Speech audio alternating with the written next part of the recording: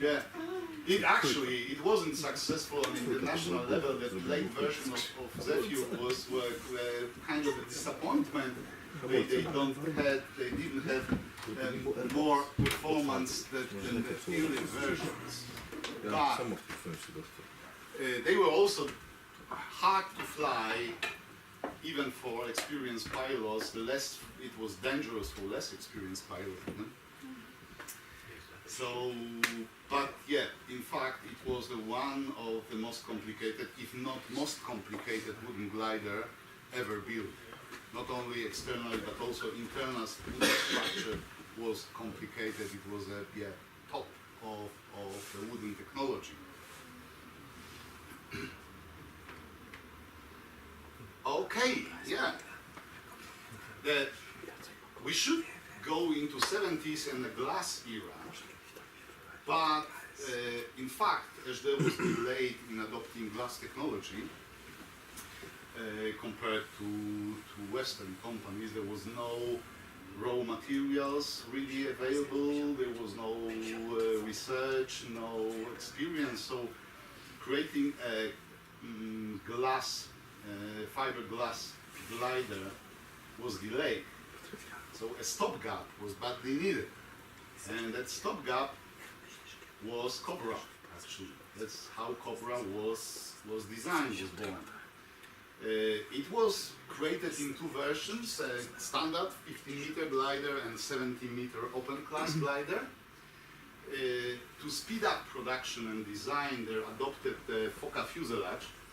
So actually the front part of the fuselage with the cockpit was adopted directly from Fokker 5. Also the tail section was directly taken from Fokker. The middle section was modified to adopt the retractable wheel and create that less dragging shape of the glider. It was very successful. It came second and third in standard class in 1970, and in open class, Cobra 17 came fourth. To put the thing into perspective, they had to compete with the most modern, at the time, glass constructions from the West. It was the wooden glider. Like ASW15, like Cirrus, like Open Cirrus in open class, like Kestrel. And so it was a huge success, really. But it wasn't end of the story. 2 years later, because the new standard class glider wasn't available, they modified Cobra into Orion. It had a modified Cobra wings, and the front section was Cobra. The tail section and the tail was taken from Yantar prototype. So the tail itself was glass, the tail boom was metal, aluminum. So the very hybrid construction, but in fact it was a modified Cobra. And it came first and third in the World Championship. It was the second World Championship title won by Jan Wróblewski, the one who won Open Class Championship in Britain several years before.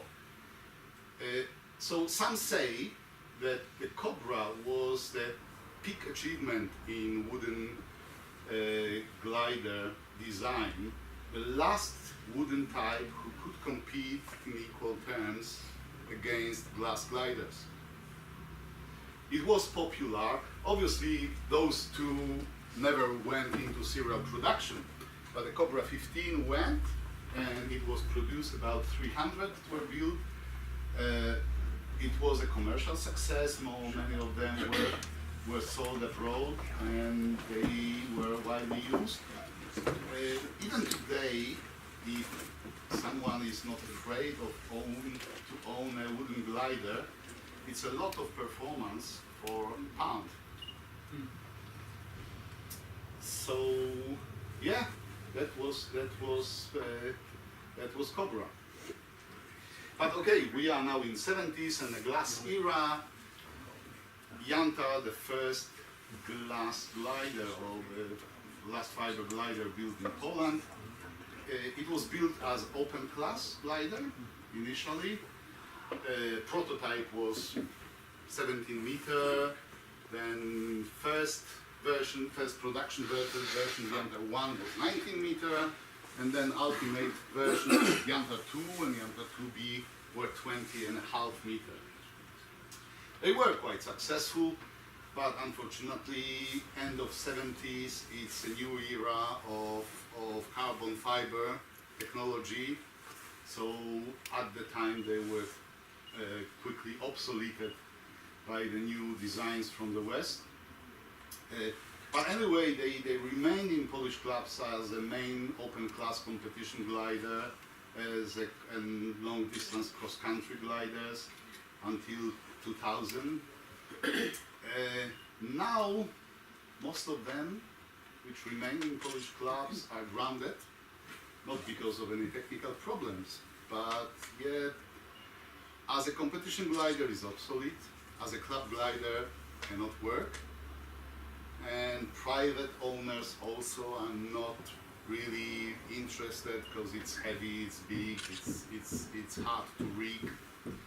So you can easily buy Janta 2 for not much money if you are not afraid of rigging such a big glider.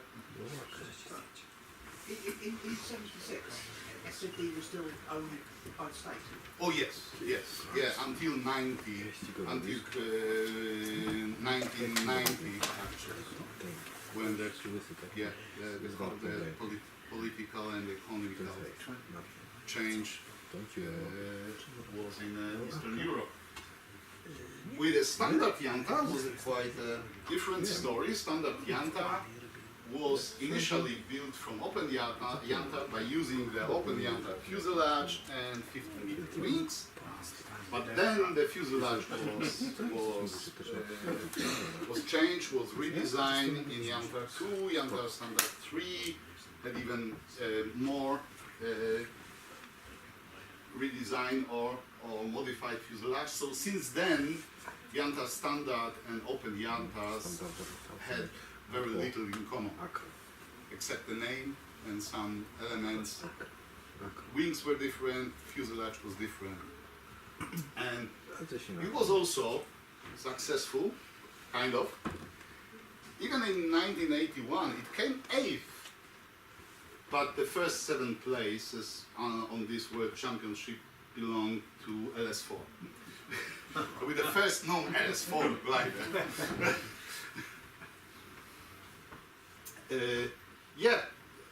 Together, Jantas, standard and open, was the most numerous type built in Poland. About 1,000 were built. Janta Standard is still popular in Club B class competition. It's still competitive. Actually, it was also very hard to buy on the second-hand market. They are rare, and if they appear, especially 2 and 3, they quickly disappear, and the price tag is higher than zeros. So it is still popular. You can't go wrong buying Janta. Is it in Club B? If you got a death wish. Is it popular in Club A? Shut up. A, not B. Yeah, it's popular in Club A, not B. Not B. B is In Pirate, and so it's Club A. yeah. No, in Club B at the moment, without water. No, you can play in Club B. Club B it's a junior pirate, something like that. Okay. Oh, okay, let's say So my mistake. That's Sorry. No, no worries. Yeah, all right, but it's still widely used in Poland. It's very popular in Polish clubs, and so all in all, very successful glider. Okay, so now we are in 80s, and actually 2 types were introduced in 80s. First, it's a puchacz. It's a fiberglass 2 double-seater trainer, designed as to be a replacement for bocian. which never actually happened. It never replaced Bocian in full, like K21 never replaced K13, in fact. So about 300 were built. It's a love and hate among instructors, but probably who hate it never trained on it. And no, some say that compared to K21 is less forgiving, can be dangerous. Others say that K21 compared to Puchacz is just boring.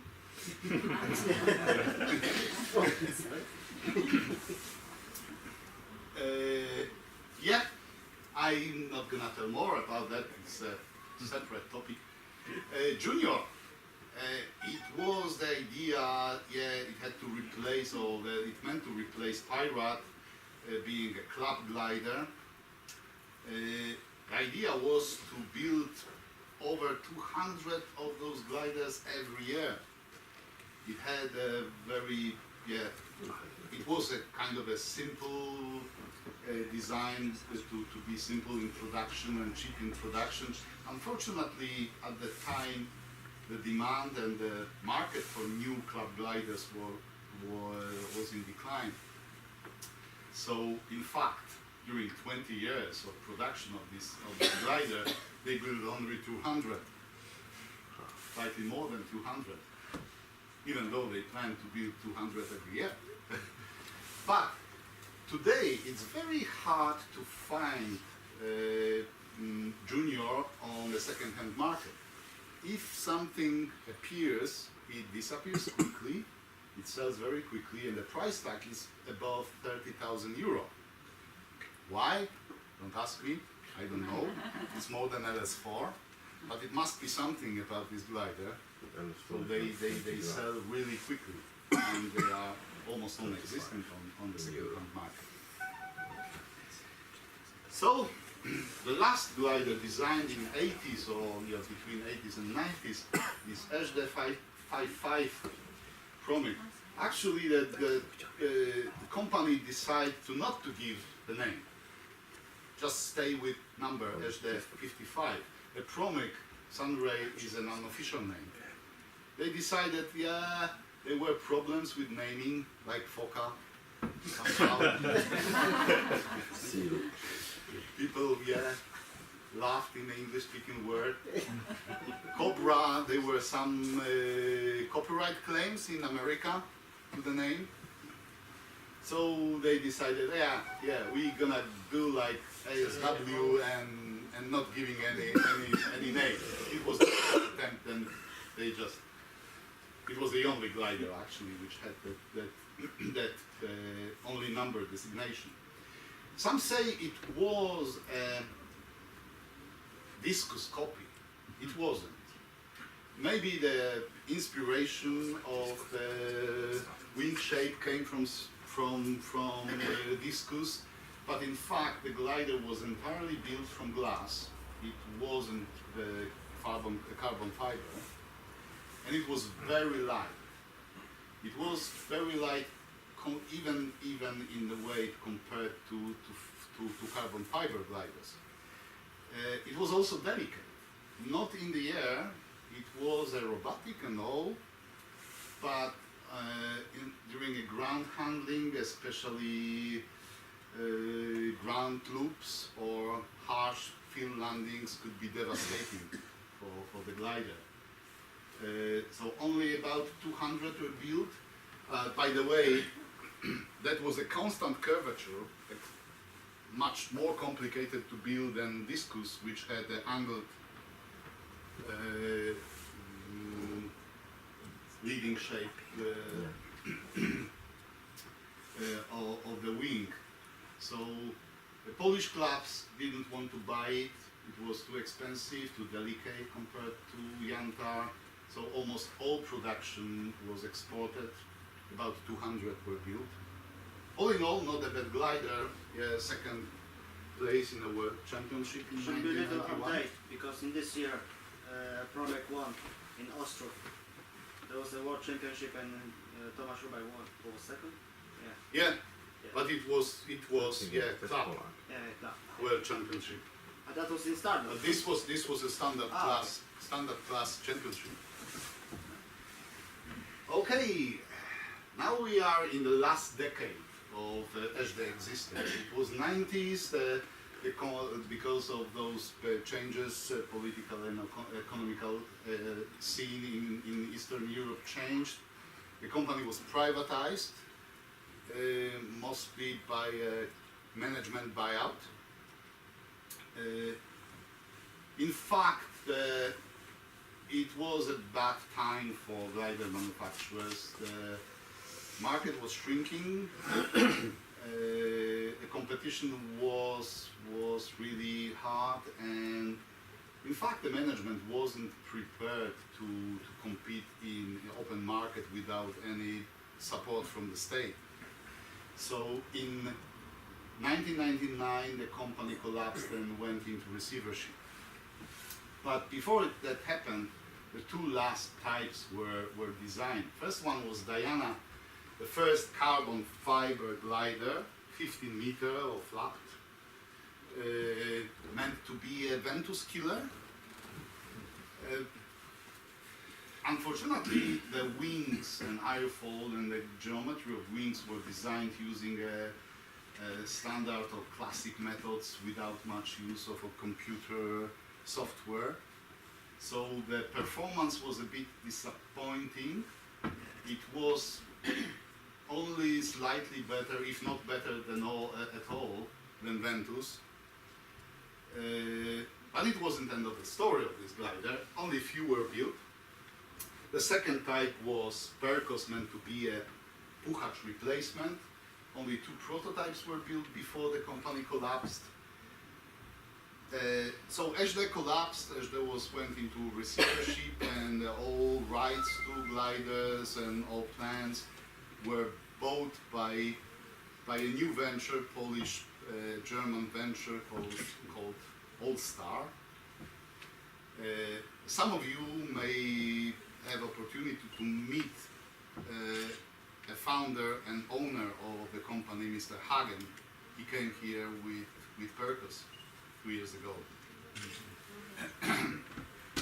So the company decided to pursue a Perkos design. They had to redesign it because there were changes in requirements, changes in actually regulation changes. So they had to redesign the fuselage according to the new regulations. But eventually it became a new glider, Perkos, which went into production. It is still in production. It is kind of, I think, successful because the company now is fully booked with orders.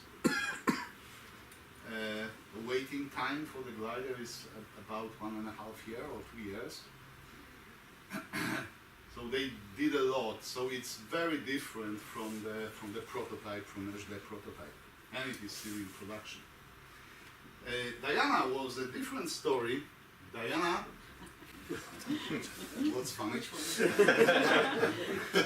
What's so funny? The glider is sexy, I know, but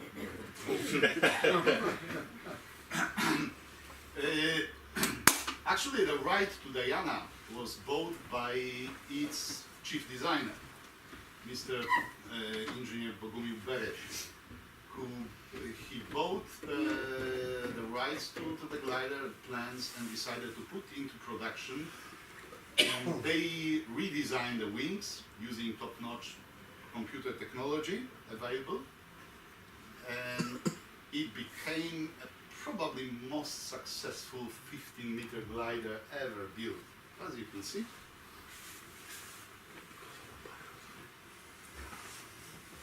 So it was a huge success in terms of competition and a disaster as a commercial venture.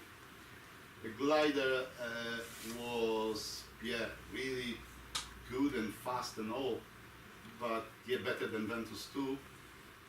But it was really a Formula 1 car. it needed factory maintenance before each season and factory adjustment, so it wasn't popular among private buyers. Of course, no club would like to own one. So only about 10 were built. Actually, the founder and the manager of the company and the creator of Diana was a brilliant engineer, but a very bad manager and poor businessman. So the company collapsed in about 2008 or something. But now Diana, he sadly passed away 3 years ago, and rights to Diana 2 were bought from his family by a Polish avionic company, the company which produces glider trailers, and they decided to put Diana 2 into production again with some modifications and improvements. What's gonna be the future? We'll see. So yeah, that's basically all I'd like to say. But gliders are still produced in Poland. There are at least 3 companies still producing gliders and designing them. So All-Star Avionic, as I said, and the GP company. So hopefully it's not the end of the story of Polish gliding manufacturing. And yeah, I hope we will see more of them in the future. So thank you very much for your patience. And if you have, because probably we all are quite hungry already, so if you have any questions, just don't hesitate to approach me directly. I'm more than happy to answer any questions if you have. Thank you very much.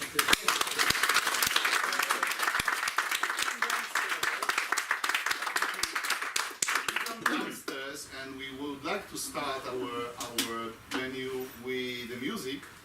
And what you will hear first is the Aviator March, the song which was written before the war, and it is kind of an official march of the Polish Air Force.